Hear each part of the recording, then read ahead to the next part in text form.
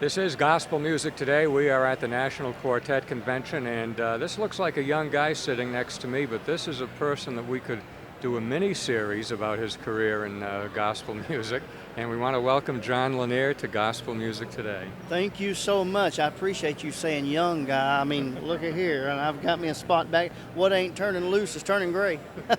Well, it depends on what you're sitting next to, I guess.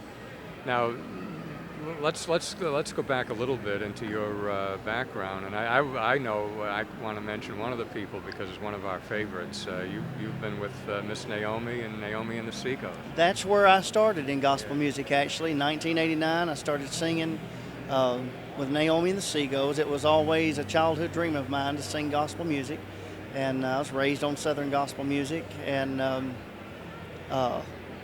never thought that my start in gospel music would be with a group that I loved as a child and idolized to an extent. But that's where I got my start, 1989, with Naomi and the Seagulls. Now, how did you get connected with that? Well, I was raised in a Christian home. My mother was involved in gospel music as a songwriter, and she sang for a while throughout the 60s and 70s with a group. And so I was constantly around gospel music. And some of my earliest childhood memories were of groups coming to our home and having dinner or spending the night, parking the bus in the yard. While other kids at school were thinking about the fancy cars and drawing on their papers, cars, I was dreaming of a Silver Eagle bus. So I was raised around gospel music, and that's why I suppose at a very young age it was so instilled in me, and the desire was there, I guess, at least since I was 8 years old. Now, what led you from the singing career to the writing career and this involvement with a great magazine, Christian Voice magazine? Well, I'm still singing. After several years with Naomi, I went and helped form Tony Gore Majesty as the original tenor singer there. But after that, sometime in the late 90s, I ventured into a more evangelistic solo ministry. And from there, I've had other opportunities come to. I not only sing now, I preach some. I'm doing some revivals and preaching in services when they ask me to. But 3 years ago, before 3 years ago, I had for some time took journalism in high school. I've always had an interest in writing, but not creative writing as far as fiction and novels, things like that. I've always enjoyed the report of the journalistic style of writing, the interview type of thing. And after being in gospel music for some time, I had the desire to have my own publication. But for a long time, I was afraid to do it because of, there were already so many publications for gospel music that were great.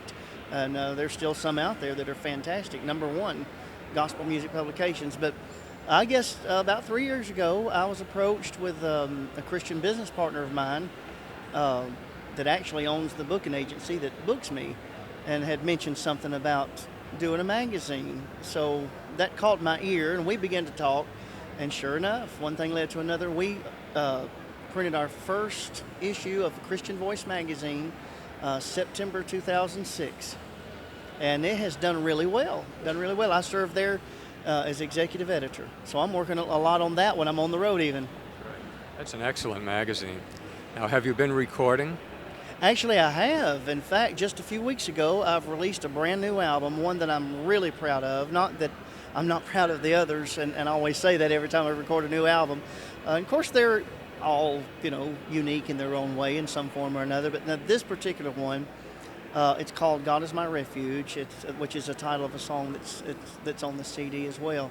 This particular one is really special to me because it's a reflection of my heart about God, who He is to me, what He's been to me, what He is, where He's brought me from, where He's taken me to. It really is a reflection of my walk with Christ at this point in time in my life. And it's a testimony. All of the songs are particularly chosen to if you listen to the songs from start to finish on the CD, there's 10 songs on there, and it paints a complete picture. And Psalm 91 was the foundation, I suppose you could say, for the song "God Is My Refuge" and for naming the album that. I had gone through a really tough time in my life and ministry about a year and a half, 2 years ago. It's a spiritual attack, and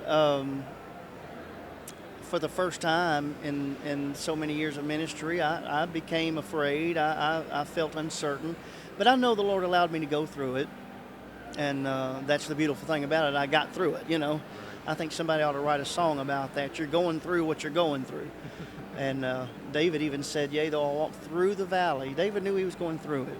But God brought me through this trial, and I learned so much more about God and His nature and His grace, His mercy, and learned how to stand still. You know, the Psalm 91 says, "He that dwelleth in the secret place shall abide under the shadow of the Almighty," and that's where I stayed. It was hard because sometimes when we're going through a trial or a battle, we want to lash out, we want to get revenge, we want to vent, you know, but it was a tough lesson to learn on that particular part of it, but it was the best thing I could have ever done. It was the Lord's battle, and this album reflects that. It's just my testimony. The Lord really is a refuge. The Word of God says the name of the Lord's a strong tower, and the righteous run into it, and they're saved. Don't make me preach right here.